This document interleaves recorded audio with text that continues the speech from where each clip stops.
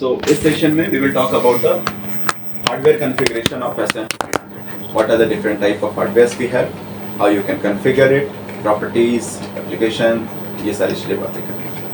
Okay.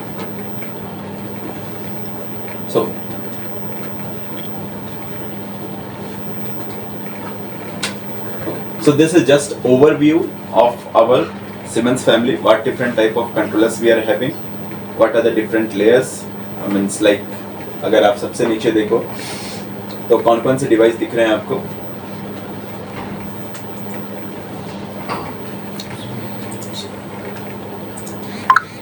तो this is just distribution of layers. Like in the bottom layer, as you know, the automation pyramid. In automation pyramid, the lowest layer refers to as a field level. So in field level, we have only field devices. Field devices means you can say sensors, actuators. So means the device, they don't have their own intelligence. Their only job is to either send signal to the controller or take signal from the controller. So on remark of that, like here you can consider drive. Drive is also a field device. It will wait for the PLC signal to come, and then whatever the signal that you are given, it will perform. Correct? In the similar manner, you can use PLC also as a slave device. Like when you do iDevice, IO device, at that time you can use this. And then ET stations. ET stations is also a field device. अगर कोई term बीच में clear नहीं हो तो you can ask me. Then like smart interface modules, AS interface or IO link, all this comes under the field level. So after field level, here our controller lies. So if you can identify, this is 1200F precisely. Yes. Okay. Then 1500F. Okay. After that we have, this is 300 and this one is your 400. So Siemens offer you wide range of controller, that is starting from Siemens logo. Then we have Siemens 200, that is absoluted now, replaced by S7 1200. Okay. Then we have S7 300, that is also old controller. Now it is going to be absolute in upcoming 5 or 6 years. So the successor of S7 300 is S7 1500. And after that we have S7 400. One more type of controller is available, S7 200 Smart, but that is not a worldwide controller. That is available only in Asian market. Okay. It's not available in It is not worldwide controller. So वो आपके delta और Mitsubishi के market को थोड़ा सा compete करने के लिए वो कंट्रोलर मिलता है. So that's why you won't find S7 200 Smart anywhere. Okay. So 200 का ideal replacement is S7 1200. Okay. So we generally refer this layer as control level. And after control level, supervisory layer. In supervisory layer, where your HMI first generation panel, second generation panel, mobile panel, PC stations, all this lies, and SCADA. Correct? So here, if you दिख रहा है ना चीज़? Yes, clear. So as here you can see, we have Symmetric S7 overview. Means कि any controller if you will see of Siemens, it is written like Symmetric S7, then family name. Symmetric S7 300, Symmetric S7 1200, 1500. What Symmetric means? Siemens automatic. Symmetric is Siemens automatic. S7, that is current generation. Earlier we have S3, then S5, then now it is S7. So even if you want to have a study of this generation, you can refer to one link, evolution of symmetric controller. Just search it on Google. It will give you the complete history. How Siemens come to S7 generation. And after that, family. 300, 400, 1200, 1500. Okay. And if you want to communicate one devices with another devices, then you need to connect with the same communication interface. Like most general communication interface available with Siemens is MPI, but you will not find this network even on the new controllers. You will find it on mostly in 300 and 400. In 1500, MPI port is not there. Correct? Then most commonly Profinet and Profibus. So Profinet and Profibus don't get misconceived like it is of Siemens. It is open protocol. Profinet and Profibus is open protocol. Yes, MPI is Siemens proprietary network. So any devices having Profinet port or Profibus port, you can connect with Siemens. Okay. So these two networks are generally developed by PI International Group. One firm we call it as PI International. क्योंकि पहले काफी monopoly थी. Like अगर आप starting में देखोगे automation के Modbus था, वो मॉडिकॉन का, नाउ अभी स्नाइडर हो गया. सिमेंस के अपने थे, MPI, PPI, एलन ब्रेडली के थे. तो उस केस में क्या हो रहा था, जो इंड यूजर हैं उनके लिए काफी प्रॉब्लम्स थे, क्योंकि अगर एक ही कम्युनिकेशन प्रोटोकॉल होगा तो उनके पास डिस्ट्रीब्यूशन नहीं होगा. उनके प्लांट में डिस्ट्रीब्यूटेड टाइप का आर्किटेक्चर परफॉर्म करना is quite challenging task. Challenge तो है, साथ साथ में कॉस्ट भी है, क्योंकि अगर आप मॉडबस के ऊपर है तो आपको सारे के सारे मॉडिकॉन के डिवाइसेस लेने पड़ेंगे. तो ग्रुप ऑफ ऑर्गेनाइजेशन एक साथ आकर के उन्होंने फिर PI इंटरनेशनल फॉर्म किया, जहाँ पे डिफरेंट ओपन प्रोटोकॉल्स हैं. तो PI इंटरनेशनल पे मोस्टली Profinet एंड Profibus मिलेंगे आपको, और अभी तो मॉडबस भी आपका ओपन प्रोटोकॉल है. तो अगर आपको टाइम मिले तो वो भी आप वेबसाइट विजिट कर सकते हैं. तो जितने भी स्टैंडर्ड्स आपको Profinet के ऊपर स्टैंडर्ड्स चाहिए, Profibus के ऊपर स्टैंडर्ड्स चाहिए, वो आपको वहाँ मिलेगा PI इंटरनेशनल, है ना. तो उनके कई सारे केस स्टडीज भी अवेलेबल हैं, लाइक कैसे प्रॉब्लम्स आ रहे थे, उन्होंने कैसे सॉल्व किया है, उसको सॉल्व करने के लिए क्या क्या आपको स्टैंडर्ड फॉलो करने चाहिए, या नॉर्मल भी Profibus के इंस्टॉलेशन में क्या क्या स्टैंडर्ड फॉलो करने हैं, उसके डॉक्यूमेंट्स आपको वहाँ मिल जाएंगे. सो PI इंटरनेशनल,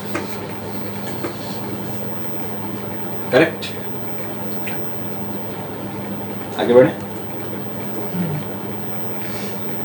ओके, CIOS के बारे में ऑलरेडी आप जानते हैं. तो दिस इज एंट्री ID 65601780. ये एंट्री ID अगर आप एंटर करोगे तो आपको TIA पोर्टल से रिलेटेड सारे इंफॉर्मेशन अवेलेबल मिल जाएंगे.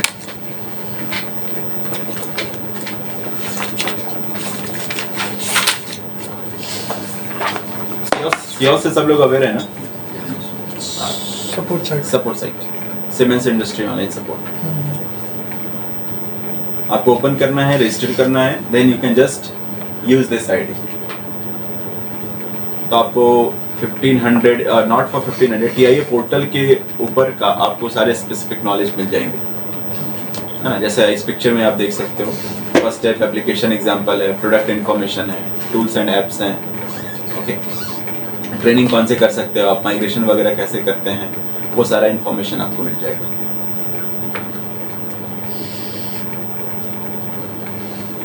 Okay. So, overview of controller means now if you want to select controller, किसी भी controller को आपको selection करना है, then two factor is most important. One is system performance and another one is application complexity. आपका application कितने complex है. तो majorly slide में focus जो advanced controller है उसको ही लेकर के किया गया है. तो हम एडवांस कंट्रोलर मीन्स 1500 को बोलते हैं, ठीक है. Basic controller is your S7 1200, और 300 400 को हम लोग क्लासिक कंट्रोलर या लेगेसी कंट्रोलर बोलते हैं, ठीक है. So you will use S7 1200 जब आपका सिस्टम परफॉर्मेंस ज़्यादा नहीं चाहिए, और if your application is not that much complex. System performance से क्या समझते हो? What you mean by system performance? How the controller will behave or execute the program. नहीं, कौन से पैरामीटर्स आप मेंशन कर रहे हैं? नहीं, साइकिल टाइम. साइकिल टाइम तो हर एक कंट्रोलर का फिक्स होता है, 1 मिलीसेकंड to 6 सेकंड. लेकिन उस साइकिल टाइम में वो कितना प्रोग्राम एग्जीक्यूट कर सकता है, दैट इज सिस्टम परफॉर्मेंस. तो वो कहाँ से हमें पता चलता है? वो हमें पता चलता है जो आप एक इंस्ट्रक्शंस को कैरी आउट करने में कितना टाइम ले रहे हैं. एक बिट को कैरी आउट करने में आप कितना टाइम ले रहे हैं, है ना। उस पर्टिकुलर इंस्ट्रक्शन को एग्जीक्यूट करने में कंट्रोलर जितना कम टाइम लेगा, इसका मतलब वो फिक्स स्कैन साइकिल में ज्यादा बड़ा प्रोग्राम एग्जीक्यूट कर सकता है। तो इंस्ट्रक्शन स्पीड क्या है वो इंपॉर्टेंट है सिस्टम परफॉर्मेंस के लिए, है ना। हर एक कंट्रोलर का अलग अलग है। लाइक आप 1200 को देखोगे तो एक बाइट को एग्जीक्यूट करने में वो ज्यादा टाइम लेगा इन कंपैरिजन ऑफ 1500, है ना। तो इन केस अगर आपके पास छोटा प्रोजेक्ट है, सिस्टम परफॉर्मेंस आपको ज्यादा रिक्वायरमेंट नहीं है, नंबर ऑफ आईयूज लिमिटेड है, और डिस्ट्रीब्यूशन लाइक आप प्रॉफिनेट प्रॉफिबस आपके डिस्ट्रीब्यूटेड आईयूज कम है, then you can go with S7. Okay. After that, S7 1500 is almost suitable for all application. अगर आप PCS का टर्म हटा दे तो you can pick 1500 for all purpose. क्योंकि मोस्टली कॉमन पैरामीटर था 400 का यूज करने का H. 400H आप यूज करते थे ना redundant के लिए। तो अभी 1500 में भी वो फैक्टर अवेलेबल है, 1500H और 1500R अवेलेबल है।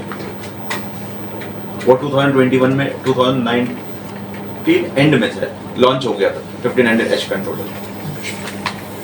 सो अगर कोई भी स्टैंड अलोन एप्लीकेशन है, S7 1500 is suitable for that. और कुछ मीडियम एंड प्रोसेस ऑटोमेशन है तो वहां पे भी आप कैरी कर सकते हैं। लेकिन जहां पे आपको PCS सिस्टम ही चाहिए तो स्टिल अभी तक भी 400H का कोई रिप्लेसमेंट नहीं है। तो इसलिए अभी तक कोई ऑफिशियल अनाउंसमेंट भी नहीं है 400 के रिप्लेसमेंट।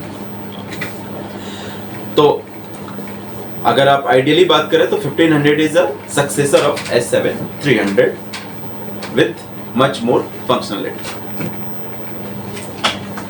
करेक्ट।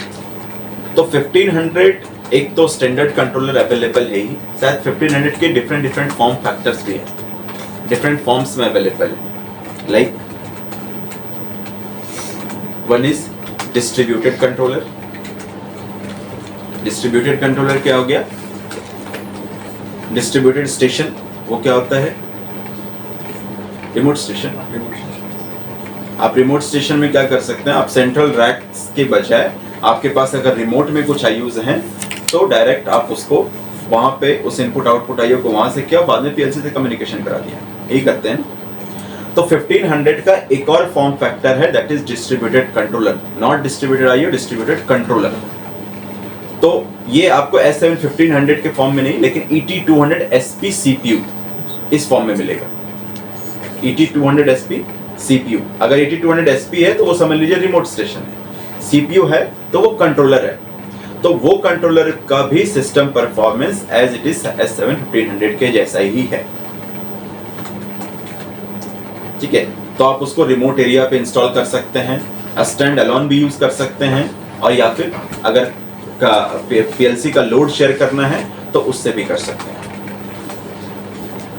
तो एडवांटेज क्या है, आप अगर 1500 का इंस्टॉलेशन करते हैं तो आपको पैनल वगैरह चाहिए मेन, क्योंकि जो डिस्ट्रीब्यूटेड स्टेशंस बनाए जाते हैं ना, वो डिफरेंट एनवायरमेंटल कंडीशंस को ध्यान में रख के बनाए जाते हैं, और वो उनका चैनल डेंसिटी काफ़ी हाई होता है, वो काफ़ी कॉम्पैक्ट फॉर्म में दिखेंगे आप।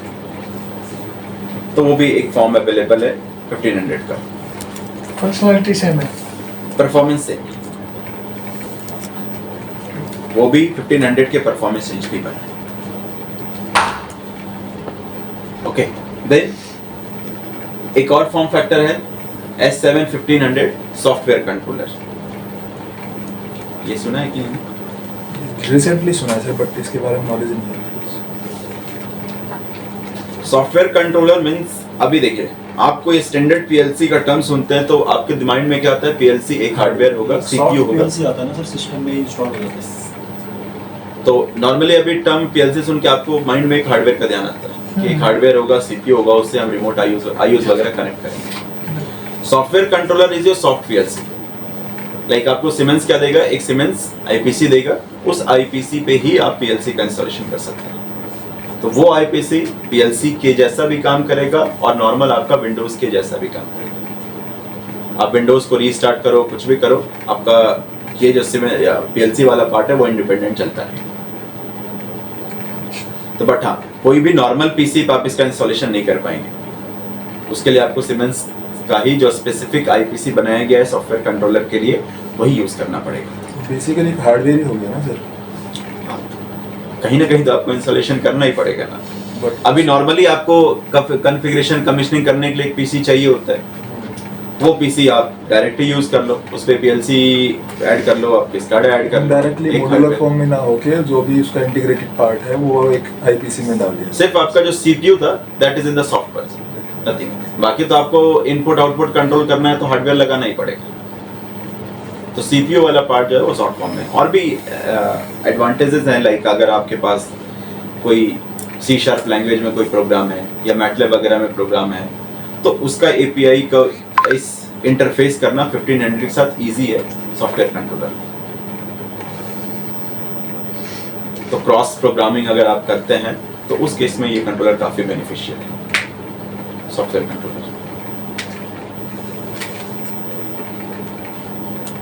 ठीक है, समझ आ रहा है ना? और इन सबको प्रोग्रामिंग करने के लिए अब पहले जैसा नहीं है कि आपको पीएलसी के लिए सिमेटिक मैनेजर जाओ, ड्राइव के लिए स्टार्टर जाओ। किसी भी कंट्रोलर को लाइक आपके पास अगर वो स्पेसिफिक लाइसेंस अवेलेबल है तो आप सबकी प्रोग्रामिंग TIA पोर्टल में कर सकते हैं। ओके, सो बिफोर दैट, जैसे अभी आप इधर देखो, अगर इसका डिस्ट्रीब्यूशन देखो, अगर आपको इतने सारे प्लांट्स में डिवाइसेस हैं, अभी आप समझ लीजिए आपके पास TIA पोर्टल नहीं है, कितने सॉफ्टवेयर लगेंगे आपको?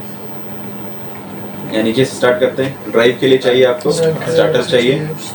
इधर सपोज कर लेते हैं एक 400 का सिस्टम है, सिमेटिक मैनेजर चाहिए, एक HMI है, WinCC फ्लेक्सिबल चाहिए, एक SCADA है, WinCC एक्सप्लोरर चाहिए। करेक्ट, 4 सॉफ्टवेयर तो यही हो गए। अब अगर आपने कहीं भी कुछ मॉडिफिकेशन किया, सबके सब 4 बैकअप सेव करो, है ना। अभी और एक्सप्लोरर के इंस्टॉलेशन में काफी प्रॉब्लम आता है, अगर आपने देखे होंगे, उसको स्पेसिफिक सिस्टम रिक्वायरमेंट चाहिए ही चाहिए। तो हर एक सॉफ्टवेयर का सिस्टम रिक्वायरमेंट मैच करो। ओके, तो एक ही पीसी में अगर आप इंस्टॉलेशन करना चाहो, that is quite challenging task. तो इसको ओवरकम करने के लिए सॉल्यूशन है TIA। तो TIA इज अ कॉन्सेप्ट, है ना, टोटली इंटीग्रेटेड ऑटोमेशन, जहां पे जो भी डिफरेंट सोर्स ऑफ डिवाइसेस हैं ऑटोमेशन के, उसको प्रोग्राम करने के लिए, उसको कमीशन करने के लिए एक सिंगल सॉफ्टवेयर चाहिए। सॉफ्टवेयर कौन सा है? TIA is a concept.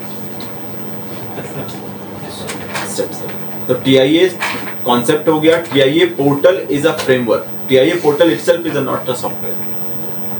आपको TIA पोर्टल फ्रेमवर्क है, जहां पे जाकर के आपको ये सारे के सारे डिवाइसेस मिलेंगे।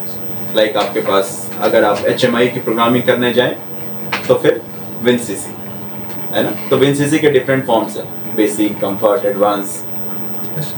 SCADA के लिए WinCC है, बट WinCC प्रोफेशनल। उसी तरह से कंट्रोलर के लिए भी है, step 7 basic, step 7 professional. Drive के लिए स्टार्ट ड्राइव, और फिर सीमो कोड वगैरह भी सभी चीज आपको मिल जाएंगे TIA पोर्टल में। करेक्ट। तो TIA is a concept, TIA portal is a framework, और उसके बाद आपको जो सॉफ्टवेयर चाहिए उसका पैकेज आपको इंस्टॉल करना पड़ेगा। ठीक है। तो लेटेस्ट वर्जन क्या अवेलेबल है अभी TIA पोर्टल का? 18 वर्जन 18 इस ईयर लॉन्च हो चुका है। ओके, सो स्टार्टिंग फ्रॉम कौन से वर्जन से स्टार्ट है? 11 आपको वर्जन 11 से TIA पोर्टल मिलेगा। 11 to 18 now it is available. Okay, तो इसमें ऐसा कुछ नहीं कोई एब्सोल्यूट हो गया है, अभी सभी चल रहे हैं, बट 13 से पहले में अभी कोई माइग्रेशन करता नहीं है। जो भी माइग्रेशन करना होता है आफ्टर 13 ही वो कर रहे हो। ओके, ये ऑलरेडी मैंने ब्रीफ कर दिया है, but you can see S7 200 replaced by S7 1200 तो जितने एप्लीकेशन आप 200 में परफॉर्म करते थे वो 1200 में कर ही सकते हैं, लेकिन कुछ जो स्मॉल एंड आपके पास अगर डिस्क्रीट टाइप का ऑटोमेशन है तो उसको भी 1200 में कर सकते हैं. 300 now it is replaced by 1500, correct. 400 is there, most advanced controller, but उसके कुछ एप्लीकेशन को आप 1500 से भी अचीव कर सकते हैं जहाँ पे प्रोसेस की रिक्वायरमेंट उतनी ज़्यादा नहीं है. क्योंकि अगर प्लांट हैंडलिंग कैपेसिटी की बात करें तो अभी भी S7 400 is on the top. IO handling करना हो या डिस्ट्रीब्यूशन हैंडल करना हो 400 ही अभी टॉप पे. बट 1500 आपको ऑप्शन देता है from the discrete automation to process automation. आप किसी भी तरह का कोई ऑटोमेशन है तो वो इम्प्लीमेंट कर सकते हैं. बट हाँ, हाई एंड एक्सट्रीम है तो वहां पे आपको 400 पे ही जाना पड़ेगा. तो अगर सिर्फ 400H के अलावा अगर आपके पास कोई सा भी कंट्रोलर है तो उन सब की प्रोग्रामिंग आप कर सकते हो TIA पोर्टल. 400H अभी TIA से प्रोग्राम नहीं होता.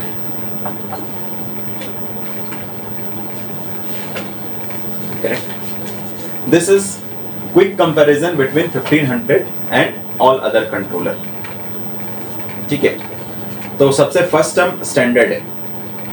स्टैंडर्ड नॉर्मल जनरल टर्म में आप इसको मॉड्यूलर बोलते हो, सीमेंस में उसको स्टैंडर्ड बोलते हैं.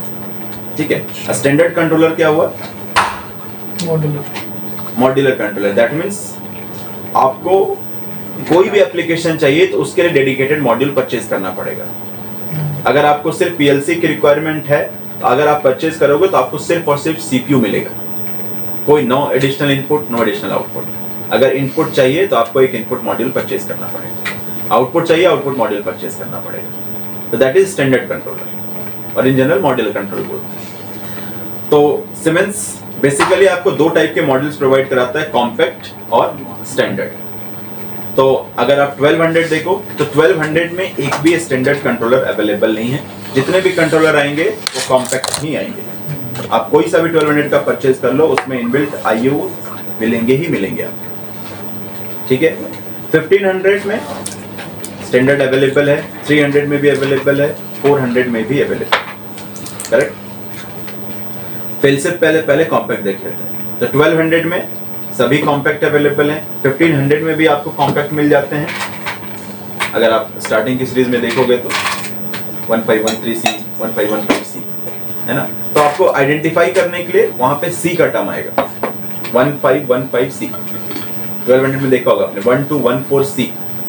C means compact. कॉम्पैक्ट है तो कुछ इनबिल्ट IOs मिलेंगे आपको और कुछ ऑनबोर्ड फंक्शन में मिल जाते हैं, लाइक हाई स्पीड काउंटर वगैरह मिल जाता है आपको.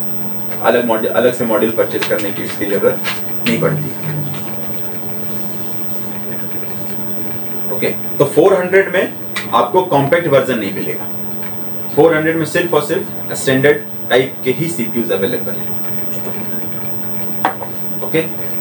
फेल सेफ को आप आइडेंटिफाई कैसे करोगे? तो वहां पे F टर्म एडेड होगा, है ना. 1516F. करेक्ट. तो फेल सेफ कंट्रोलर आपको सभी सीरीज के PLC के साथ मिल जाएंगे. 1200 से भी, 1500, 300, 400. 1200 में आता है sir fail safe. Okay. Then high availability, that means H controller. H controller is available only with 1500 or 400. Correct. H controller 300 में अवेलेबल नहीं मिलेंगे आपको, 1200 में अवेलेबल नहीं है. तो हॉट रिडंडेंसी या हाई अवेलेबिलिटी बोलो आप, उसमें नहीं कर पाएंगे. H सिस्टम समझ रहे हैं ना सब लोग? क्या है H सिस्टम? मीन्स क्या करता है ना, आपको जनरली हम प्रोसेस ऑटोमेशन में यूज करते हैं. अभी नॉर्मली आप क्या करते हो, अगर किसी भी प्रोसेस को कंट्रोल करना है तो आप एक CPU यूज कर रहे हो. अगर वो CPU स्टॉप में गया तो फिर क्या होगा? आपका प्रोसेस जो भी चल रहा है वो तो बंद हो जाएगा ना. लेकिन प्रोसेस प्लांट में आप मिली सेकेंड का भी क्या बोल सकते हैं, प्रोसेस आप स्टॉप नहीं कर सकते. तो उस केस में हम क्या करते हैं, दो कंट्रोलर यूज करते हैं जिसको कि हम लोग H सिस्टम बोलते हैं. तो एक आपके पास मास्टर कंट्रोलर होता है और दूसरा स्लेव नहीं बोल सकते, रिडंडेंट कंट्रोलर बोलते हैं, ठीक है, स्टैंड बाय कंट्रोलर बोलिए या रिडंडेंट कंट्रोलर बोलिए। तो नॉर्मली आपका क्या होता है, मास्टर कंट्रोलर जो है आपका सारा का सारा प्रोसेस कैरी आउट कर रहा होता है। In case of any fault in master controller, वो आपका स्विच ओवर कौन कर लेगा, रिडंडेंट कंट्रोलर कर लेगा। तो अभी आप क्या करिए, इसको बाहर निकाल लीजिए, मेंटेनेंस वगैरह करना है, मेंटेनेंस वगैरह करके फिर से हेल्दी कर लीजिए। लेकिन अभी कैरी आउट सारा परफॉर्मेंस यही कर रहा है। हाँ, फिर ये फॉल्ट में गया, वो ये कैरी आउट कर लेगा। और स्विच कैसे होता है? स्विच करने का 400 में आपके बीच में ना सिंक मॉड्यूल लगे होते हैं। दो मॉड्यूल, दोनों जो मास्टर कंट्रोलर है, रिडंडेंट कंट्रोलर है, उसके बीच में सिंक मॉड्यूल होता है और सिंक मॉड्यूल का कम्युनिकेशन ऑप्टिकल फाइबर के थ्रू हो रहा होता है। और 1500 में यही चीज दो टाइप के हैं। एक 1500H हो गया जिसमें सिंक्रोनाइजेशन मॉड्यूल के थ्रू होगा और ऑप्टिकल फाइबर केबल के थ्रू, और एक और फॉर्म है इसका 1500R, तो जिसमें प्रोफिनेट केबल के थ्रू हो रहा होता है। तो डिफरेंस यही है कि आपका जो FO केबल के थ्रू होता है वो लेस देन मिलीसेकंड, मतलब काफी 10 मिलीसेकंड या 20 मिलीसेकंड में हो जाता है, कंट्रोलर पे डिपेंड करता है। बट R में आपको एटलीस्ट 300 मिलीसेकंड्स लगते हैं, 150 मिलीसेकंड टू 300 मिलीसेकंड्स लगते हैं। तो सिंक्रोनाइजेशन का टाइम का डिफरेंस है। तो 1500 आपको दो टाइप का रिडंडेंसी प्रोवाइड करता है, one is 1500H, second one is 1500R। H is synchronization through FO, R is synchronization through Profinet cable. Sorry sir, delay हो गया अपने सर। अब कौन सी कंपनी से? ड्यूटेक लोकेशन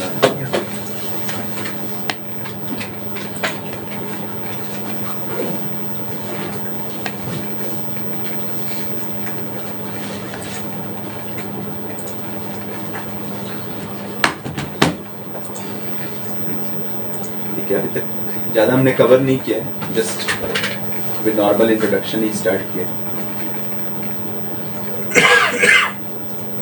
ओके, तो आप देखिए रिडंडेंसी 1200 में तो पॉसिबल नहीं है। यहाँ पे दो टर्म लिखे हुए हैं, एक हाई अवेलेबिलिटी है और एक रिडंडेंट है। यहाँ पे जो रिडंडेंट बात कर रहा है वो सॉफ्ट रिडंडेंसी की बात कर रहा है, ठीक है। एक आ गया हार्डवेयर रिडंडेंसी, सेकेंड हम सॉफ्टवेयर रिडंडेंसी भी कर सकते हैं। लाइक दो कंट्रोलर ले लिया, उसके बीच में नॉर्मल आप कुछ लाइब्रेरीज होते हैं, उन लाइब्रेरीज का यूज करके उन दो कंट्रोलर के बीच में भी आप रिडंडेंसी कर सकते हैं। तो वो पॉसिबल है। 1200 में किसी भी तरह का रिडंडेंसी पॉसिबल नहीं है। 1500 में आपके पास बना बनाया कंट्रोलर ही है, H और R। 300 और 400 में आप सॉफ्टवेयर रिडंडेंसी कर सकते हो। आप ये यहाँ क्रॉस किया हुआ है, बट दैट इज पॉसिबल। 300 और 400 में सॉफ्ट रिडंडेंसी पॉसिबल है। हार्ड रिडंडेंसी पॉसिबल है 4 से 400 में, 300 में। Okay, and the last one is technology. Technology means normally अगर आप 1200 यूज किए होंगे तो आपने देखा होगा उसमें टेक्नोलॉजी मॉड्यूल्स मिलते हैं आपको, TO। तो वो TO क्या है, आपको स्पेसिफिक एप्लीकेशन के लिए सीमेंस ने ऑलरेडी वो एक तरह से कहे वो लाइब्रेरी ही है ना। लाइक आप TO देखे होंगे, आपको कुछ मोशन कंट्रोल के TO मिलते हैं, PID के लिए TO मिलते हैं। तो PID क्या है, आप नॉर्मल क्या करते थे, पहले एक ब्लॉक लेते थे, ब्लॉक में आपको सारे के सारे पैरामीटर्स 1 to 1 डालने होते थे। आप कितना गेन होगा, कितना होगा, उसकी ट्यूनिंग करने में काफी टाइम लग जाता था। तो उसकी ट्यूनिंग करने के लिए बाय डिफॉल्ट एक TO आपके पास अवेलेबल है, PID कॉम्पैक्ट, जिसमें pre tuning, fine tuning options available हैं। आप सिर्फ और सिर्फ प्रोसेस पैरामीटर सेट करो, ये ब्लॉक आपको खुद ब खुद ट्यून करके दे देगा। उसी तरह से मोशन के लिए भी टेक्नोलॉजीज अवेलेबल हैं। लाइक आप क्या करते थे, स्पीड कंट्रोल करते थे या पोजीशन कंट्रोल करते थे, तो आपको सारा का सारा कैलकुलेशंस ड्राइव में करना पड़ता था, करेक्ट। तो ड्राइव का लोड काफी ज्यादा होता था, है ना। एक तो पावर दे ही रहा है वो मोटर वगैरह को, साथ साथ में वो कैलकुलेशंस भी कैरी आउट कर रहा है। तो अब ये जो कैलकुलेशंस वाला पार्ट ना आप PLC में कर सकते हो। स्पीड एक्सेस करना है, पोजीशन एक्सेस करना है, कैमिंग करना है, गियरिंग करना है, सब चीज पॉसिबल है। तो उसके लिए भी टीओ अवेलेबल है, लेकिन एक लिमिटेशन है ना।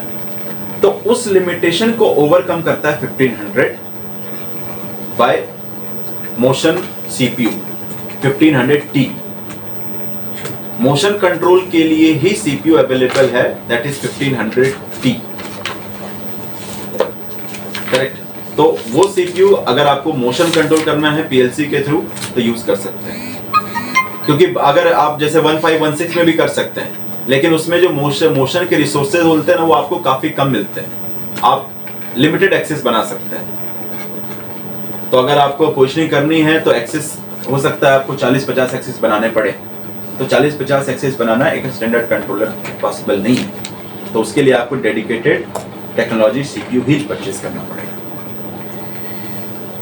क्योंकि आप नॉर्मली वो कर देखते हैं ना, सिमोशन देखते हो आप, सिमोशन क्या है, नॉर्मल हार्डवेयर है जिसमें एक S7300 का कंट्रोलर है और S120 का ड्राइव है, उसको ये ओवरकम करके आपको एक बना बनाया कंट्रोलर मिला है, दैट इज सिमोशन। ठीक है, तो उसके जैसा ही अगर आपको चाहिए इंडिपेंडेंट, क्योंकि अगर आप लोगे तो उसको अलग सॉफ्टवेयर लगाना पड़ेगा, ओपीसी स्काउट वगैरह से कॉन्फ़िगर करना पड़ेगा, तो उसके ओवरकम करने के लिए आपको 1500T का सीपीयू मिला है, मोशन कंट्रोल कर लो और साथ साथ में अगर कुछ आपका स्टैंडर्ड एप्लीकेशन करना है तो वो भी परफॉर्म कर लो। टी मॉडल की भी कोई लिमिटेशन है, कितना एक्सेस ऐड कर सकते हैं टी मॉडल? टी आपको ना जब आप सीपीयू लोगे ना तो मोशन रिसोर्सेज देखते हैं, मोशन रिसोर्सेज में देख के आपको पता लगेगा कि आप कितने एक्सेस बना सकते हैं।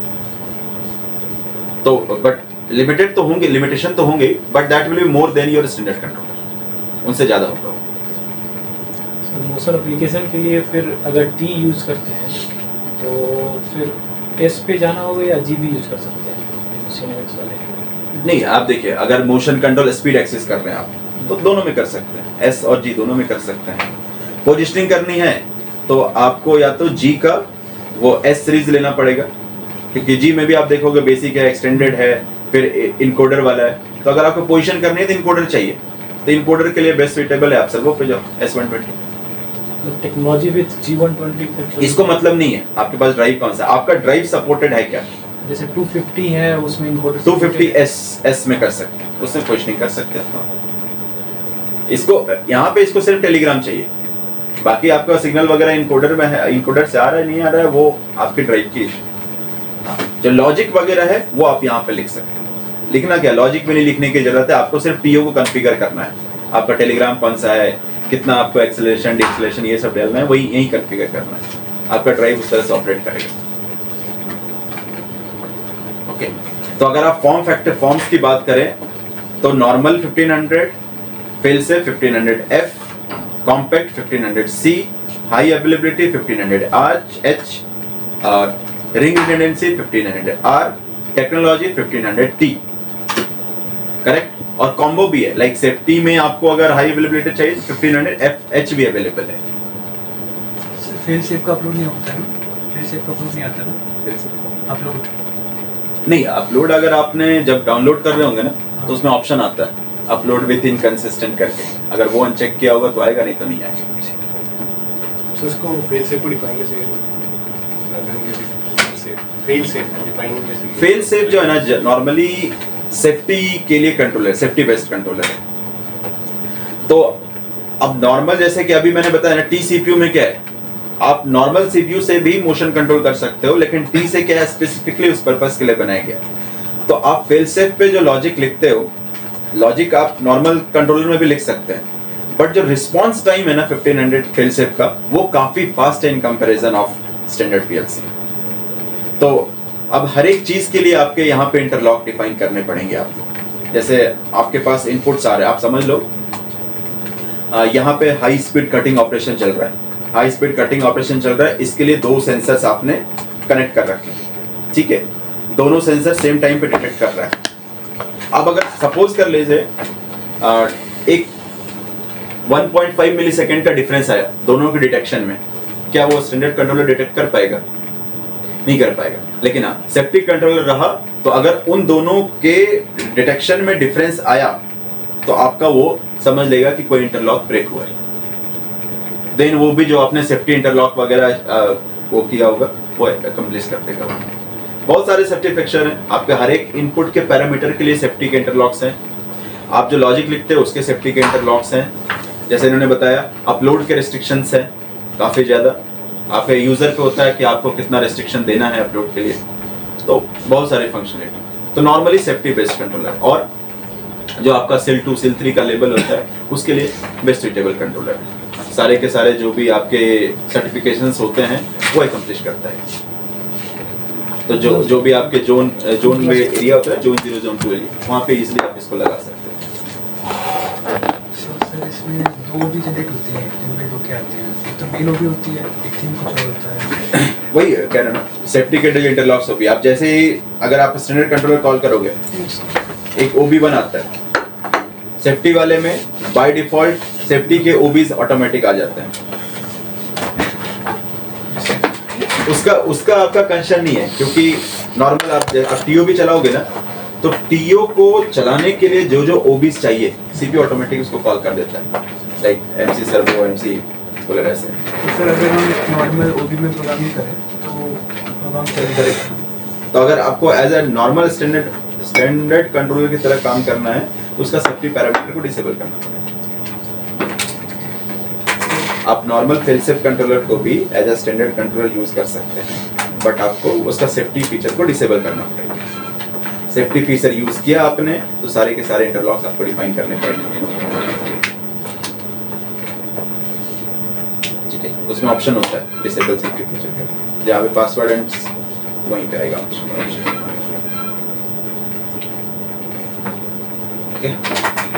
तो इन फ्यूचर अभी एक और 1500 का वेरिएंट लॉन्च होगा, दैट इज 1500D, सिमोशन का अल्टरनेटिव।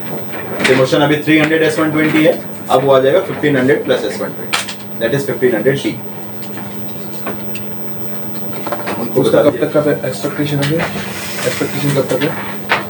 एक्सपेक्टेशन कब तक है वो उसका आर्टिकल एक बार पढ़ के बता सकता हूँ। अच्छा, कमिंग 1 ईयर्स में, 2 ईयर्स में? 2-3 साल तो लगेगा, अभी तो फॉर्मल अनाउंसमेंट ही है।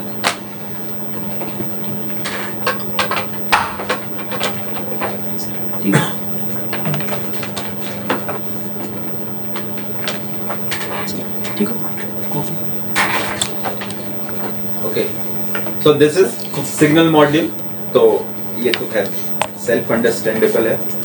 DIDO ये सेंट्रल रैक की बात कर रहा है। सेंट्रल रैक मतलब जो सीपीयू के साथ लग सकते हैं डायरेक्टली। ओके, तो DIDO मॉड्यूल्स सभी पीएलसी के साथ अवेलेबल हैं। AIAO मॉड्यूल्स सभी पीएलसी के साथ अवेलेबल हैं, लेकिन फेलसेफ DI और फेलसेफ DO that is available with 1200, 1500, 300, but 400 के साथ नहीं। फिर कैसे हम लोग एकम्प्लिश करेंगे? INB था। Same story for failsafe analogue input, directly available नहीं है, बट अगर आपको चाहिए तो इंटरफेस मॉड्यूल के थ्रू लगाना पड़ेगा। तो IM भी फेलसेफ टाइप के अवेलेबल हैं, वहां पे आपको वो पर्टिकुलर इनपुट प्लेस करना पड़ेगा और देन आप उसका एक्सेस कर पाएंगे। अगर सर सिस्टम फेल सेफ नहीं है, मतलब पीएलसी फेल सेफ नहीं है और हम मॉड्यूल फेल सेफ यूज कर रहे हैं, तो क्या पॉसिबल है? बट इंटरलॉक कहाँ डिफाइन करेंगे? ये यहाँ पे अगर मॉड्यूल फेल सेफ है और देन AI आपको करना है तो डायरेक्ट उसका स्लॉट अवेलेबल नहीं है, फिर आपको इंटरफेस मॉड्यूल के थ्रू ही करना पड़ेगा। सर मेरा नाम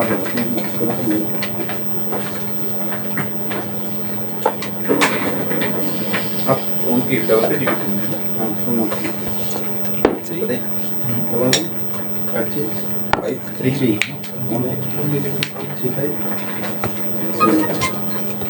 नाम सुलोवन का लंच करेंगे। हाँ, कितना उनका लंच करें? लंच करो। लंच तो अभी ये लोग हैं। अगर अभी एक और पार्टिसिपेंट आएंगे तो कुछ जगह खाना होगा, फिर एंटी करके बस वो कूपन आप कूपन नहीं, कुछ जगह एंटी करना होगा। सो S7 1200 PLC में नॉर्मली आप लोग अवेयर ही हैं, जस्ट आप क्विक रिवीजन कर लेते हैं क्या क्या हार्डवेयर रूल्स आपको ध्यान में रखने होते हैं।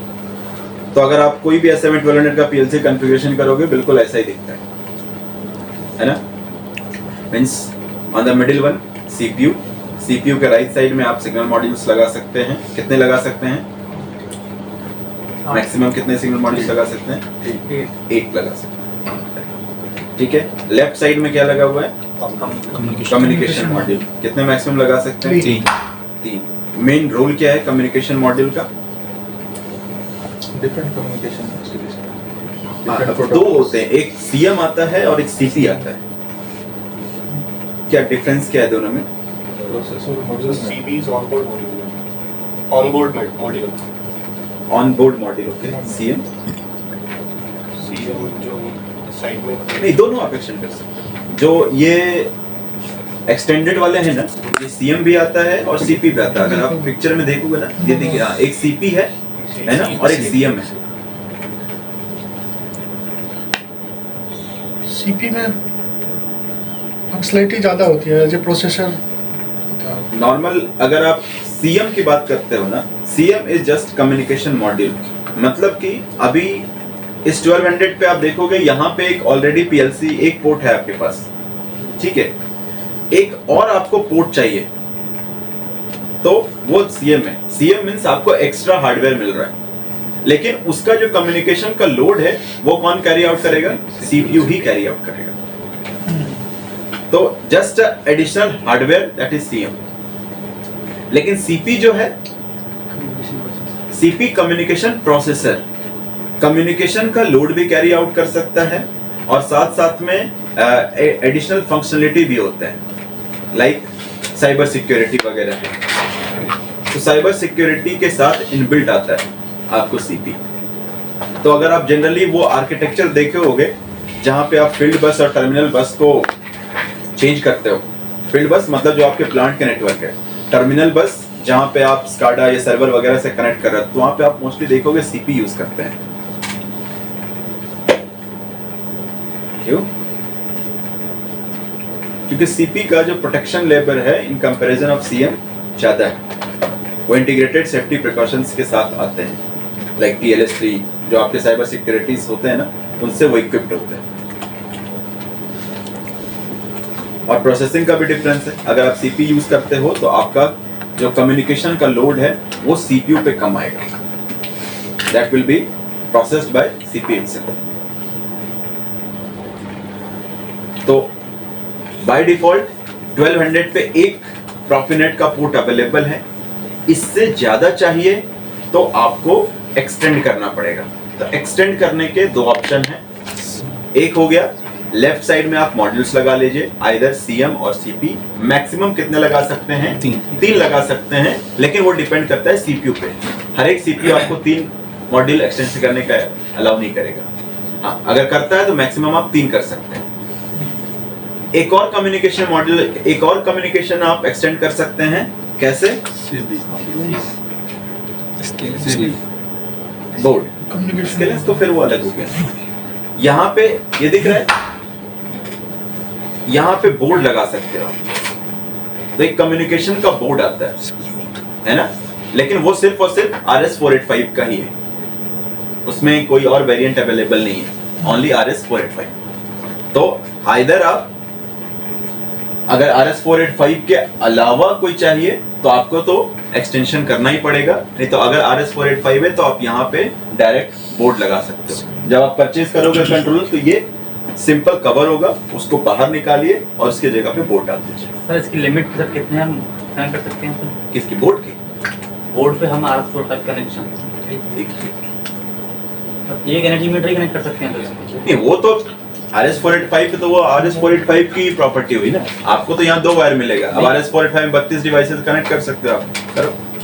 तो सीरियल भी अवेलेबल नहीं होता, 232 भी अवेलेबल नहीं, ओनली RS485। RS485 जो कम्युनिकेशन इंटरफेस है, उसको तो सिर्फ और सिर्फ 2 वायर चाहिए। उस 2 वायर पे जितने डिवाइस से डेटा आ रहा है वो आपको दे देगा।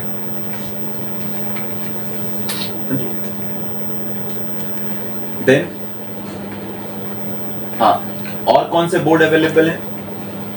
AIO कम्युनिकेशन बोर्ड के अलावा 2 टाइप के बोर्ड और अवेलेबल हैं। एक सिग्नल बोर्ड हो गया और दूसरा बैटरी बोर्ड हो गया। Battery board. तो सिग्नल बोर्ड बैटरी बोर्ड और communication board. Communication board of RS485, signal board आपके पास सिर्फ DI, सिर्फ DO, combination, then again AI, AO और कम्बिनेशन। ये 3 टाइप के अवेलेबल यहाँ पे मेंशन भी है, DI, DO और DI/DO, AI, AO और AI/AO। तो सर कॉम्बिनेशन में हमें एक ही मिलता है, इधर वो एज ए AI और AO नहीं, दोनों मिलते हैं, दोनों मिलते हैं, एक AI एक AO ऐसा मिलेगा। ठीक है, देन बैटरी बोर्ड किस लिए है? सर सीपी और सीएम मॉडल जो है दोनों में कुछ डिफरेंस है या फंक्शनलिटी का डिफरेंस है, दोनों एज एक्स्ट्रा पोर्ट दे रहा है या एक्स्ट्रा पोर्ट दे रहा है, बट जो सीएम जो डेटा प्रोसेस करता है ना, हाँ। उसका जो लोड कैरी आउट करता है वो सीपीयू कैरी आउट करता है। कम्युनिकेशन का जो भी लोड है वो सीपीयू कैरी आउट करता है। सीपी जो कम्युनिकेशन करता है वो कम्युनिकेशन का लोड सीपी खुद बियर करता है। सीबी के केस में सीबी के केस में सीपी, सीबी के केस में सीबी के केस में सिर्फ और सिर्फ आपको एक पोर्ट मिल रहा है और कुछ नहीं।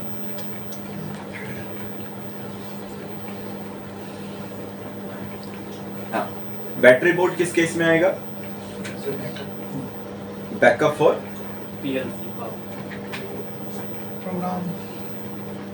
प्रोग्राम तो उसका रोम मेमोरी है, कोई दिक्कत ही नहीं है। रियल टाइम सिर्फ जो बैटरी बोर्ड आता है वो सिर्फ और सिर्फ आपको आरटीसी की सेटिंग को प्रोटेक्ट करता है। नॉर्मली पीएलसी का बैकअप 480 आवर्स का होता है। 480 आवर्स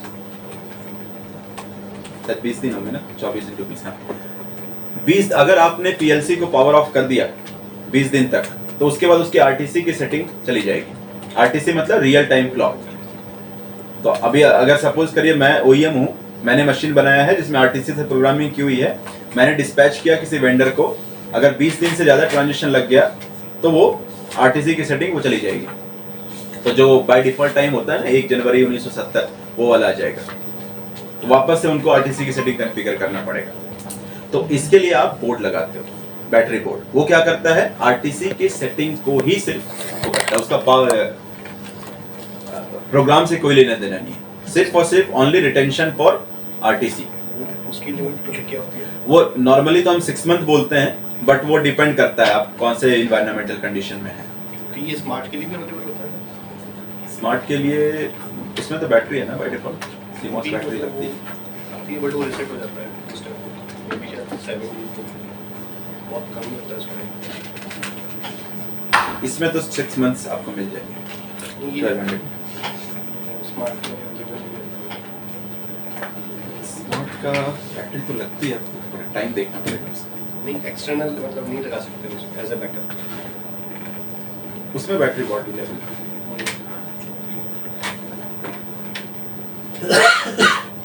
ठीक है। बैटरी बोर्ड से कितने एक्सटेंड जाते हैं?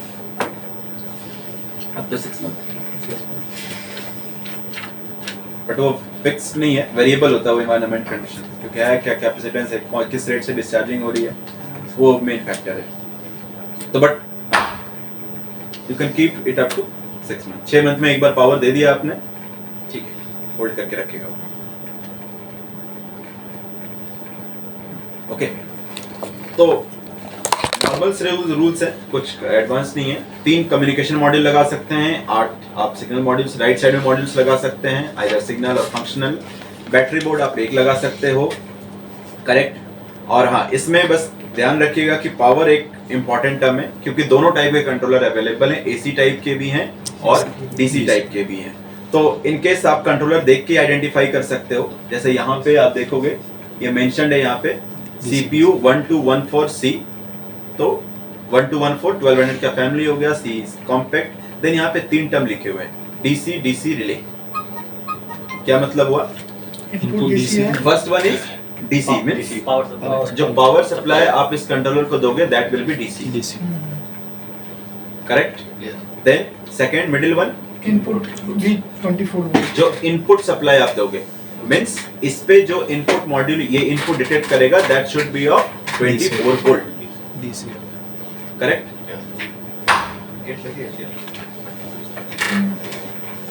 खोलने का कोशिश कर रहा हूँ।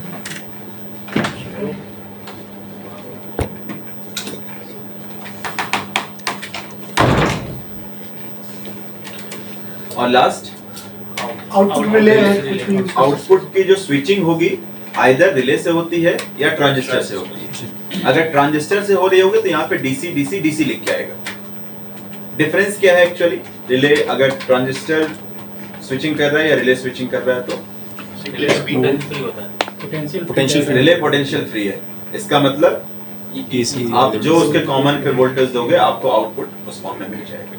लेकिन हाँ, अब ऐसा जैसे सिंगल फेज का मोटर भी आप चला सकते हो, लेकिन आपको ध्यान रखना है कि जो जितना करंट वो ले रहा है उतना करंट आपका ये कंट्रोलर बियर कर रहा है या नहीं कर रहा है। तो इसलिए डायरेक्ट आप मत चलाना, बीच में रिले या कॉन्टेक्टर डाल के ही चलाना, ठीक है? क्योंकि करंट कितना बियर कर रहा है वो फैक्टर आपको ध्यान में रखना पड़ेगा। जो ये 8 कार्ड है इस पे AIO का लिमिटेशन है क्या कुछ?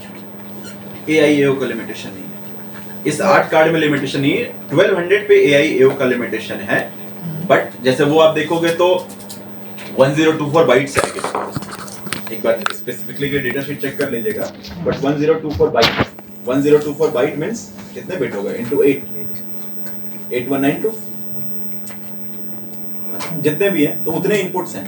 तो उतने इनपुट्स तो आप सेंट्रल मॉड्यूल पे लगा ही नहीं सकते, क्योंकि आप सपोज कर लो आपने एक DI का कार्ड लिया, इसके 16 आते हैं ना मैक्सिमम, तो 16 into 8 लगाए 144 लगेंगे, और 12 इसके ऑनबोर्ड अवेलेबल है 156 लगेगा। बाकी कहाँ लगाएंगे?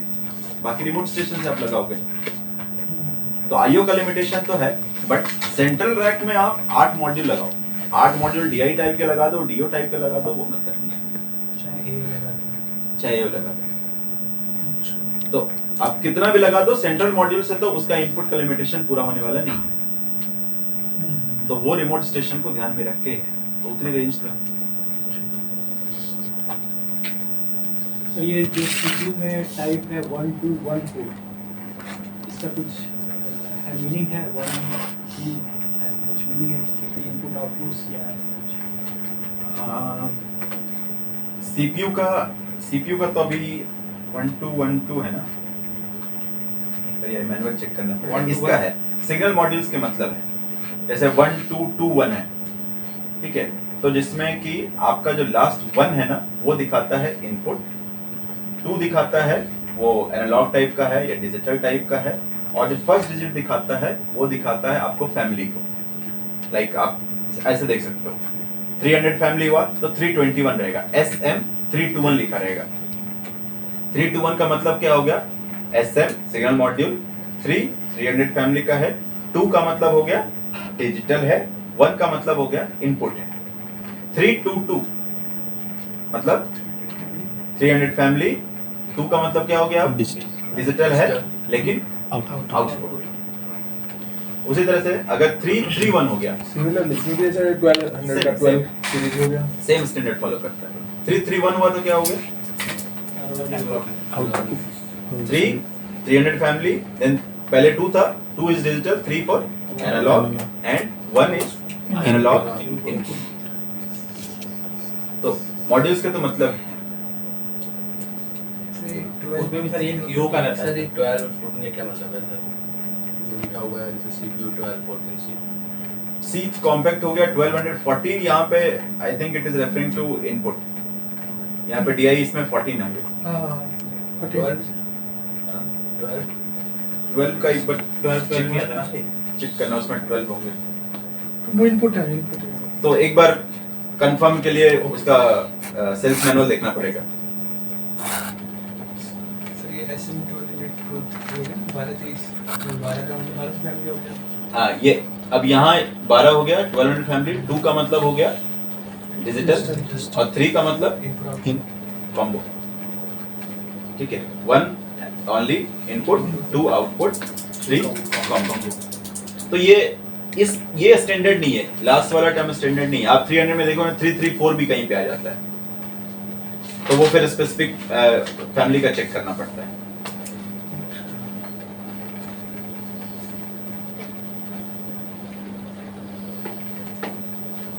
करेक्ट। नाउ अब पावर डिस्ट्रीब्यूट कैसे होता है?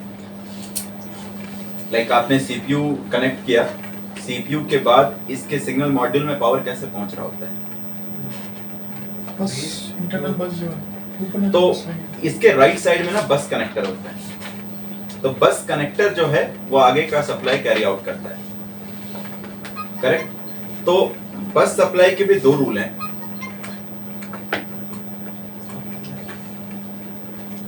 एक है कि आइदर आप डायरेक्ट सीपीयू के साथ लगा दो, कोई इशू नहीं है। दूसरा का फिर सिग्नल मॉड्यूल का वो कैप ओपन करो और आप तीसरे मॉड्यूल का लगा दो, ऐसे 1 to 1 1 to 1 1 to 1 carry out करो, ठीक है? अभी चलिए एक सिनेरियो अभी ऐसा देता हूं कि at a time of commissioning आपका कोई प्लान नहीं था एक्सपेंशन का, तो आपने उस हिसाब से पैनल डिजाइन किया और सारी कमिशनिंग कंप्लीट करके आ गए, एक भी आपने स्लॉट नहीं छोड़ा है मॉड्यूल प्लेस करने के लिए, ठीक है? और अभी आप फर्दर एक्सपेंशन करना है आपको, ठीक है? और 4 से ज्यादा इनपुट लगाने हैं, तब तो आपको बोर्ड से काम चलेगा नहीं, लगाना पड़ेगा सिग्नल मॉड्यूल। अब क्या करोगे आप? केबल यूज करेंगे। तो उस केस में या तो पैनल तोड़वाओ, अपना बड़ा बनाओ, ठीक है? नहीं तो आप एक्सपेंशन केबल यूज कर सकते हो। ये एक्सपेंशन केबल क्या करेगा? ये एक्सपेंशन केबल 2 मीटर का होता है, तो 2 मीटर मतलब लेफ्ट एंड इसका सीपीयू में आ जाएगा, राइट एंड इसके सिग्नल मॉड्यूल में आ जाएगा, ठीक है? तो आप जो डायरेक्ट बस कनेक्टर कर रहे थे उसका एक्सपेंशन आप कैसे करोगे? आप एक्सपेंशन केबल के थ्रू करोगे। अब एक सिस्टम में आप कितने एक्सपेंशन केबल लगा सकते हो? सिर्फ और सिर्फ एक ही लगा सकते हैं। ऐसा नहीं कर सकते कि सीपीयू से लिया, एक सिग्नल मॉड्यूल डाल दिया, फिर दूसरे सिग्नल मॉड्यूल से फिर एक्सपेंशन केबल डाल रहे हैं, ये पॉसिबल नहीं है। रीजन भी क्या होगा सर? आई थिंक वो वायर्ड कनेक्टिविटी, वायर्ड का इंपेडेंस बढ़ गया होगा, तो जो आप वोल्टेज कैरी आउट कर रहा है वो नहीं पहुंच पाता है। तो आप सिर्फ और सिर्फ पूरे सिस्टम में एक एक्सपेंशन केबल लगा सकते हैं। वो एक्सपेंशन केबल आइदर सीपीयू और सिग्नल मॉड्यूल के बीच में लगेगा या फिर दो सिग्नल मॉड्यूल के बीच में लगेगा, ठीक है? कम्युनिकेशन मॉड्यूल आपको डायरेक्ट सीपीयू पे ही लगाने पड़ेंगे। ये सर साइड में ही लगता है जहाँ से। हाँ सर इसका हम 2-3 मॉड्यूल तो कनेक्ट कर सकते हैं ना एक केबल पे? नहीं, एक केबल जस्ट अच्छा, इंटरफेस है दोनों के बीच में। एक केबल बस तो वही 8 एक केबल हमने लगाया 8 सिग्नल मॉड्यूल मॉड्यूल पे, फिर उसके बाद हम सिग्नल मॉड्यूल लगा सकते हैं। हाँ, तो उसी को आप डायरेक्ट कनेक्ट कर रहे थे, उसके बीच में केबल है बस। इसको लगा के भी आप टोटल 8 ही मॉड्यूल लगा पाएंगे। हार्डवेयर में उतना ही ऐड होगा। हार्डवेयर उतनी है।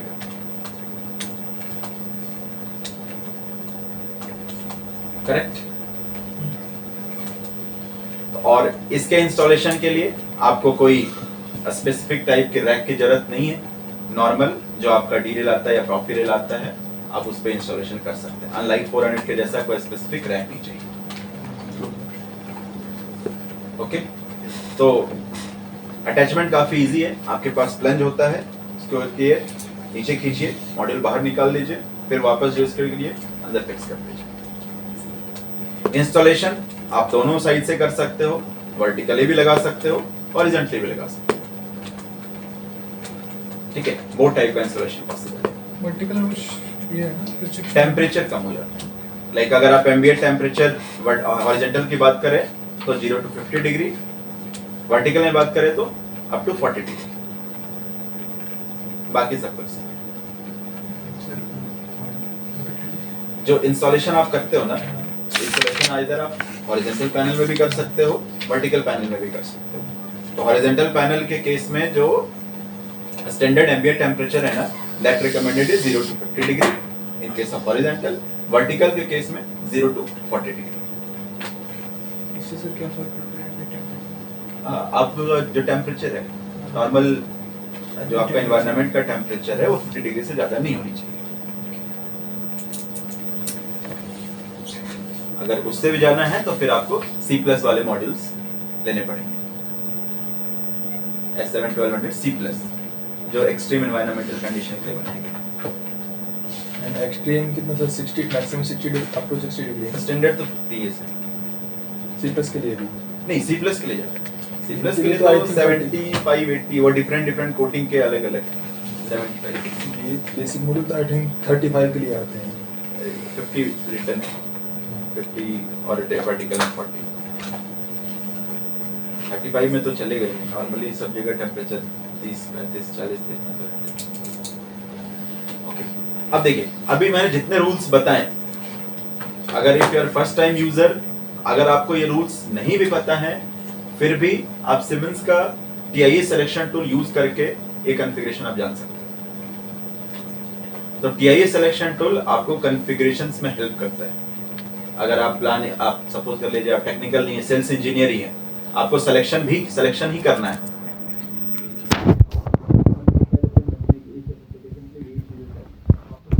टूल में वो चीजें पता लग जाएगी। ठीक है, तो वो हम पहले 1200 का कॉन्फ़िगरेशन 1500 कॉन्फ़िगरेशन देखने के बाद फिर TIA सिलेक्शन। ठीक है,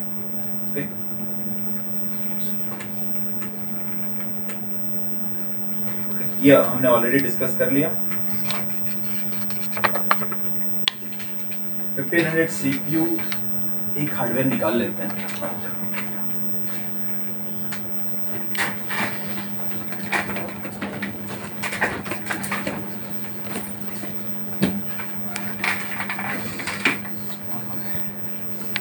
उस कोने में रखना, सबको दिखेगा। चेयर थोड़ा पीछे कर देते ना कि लोग कम।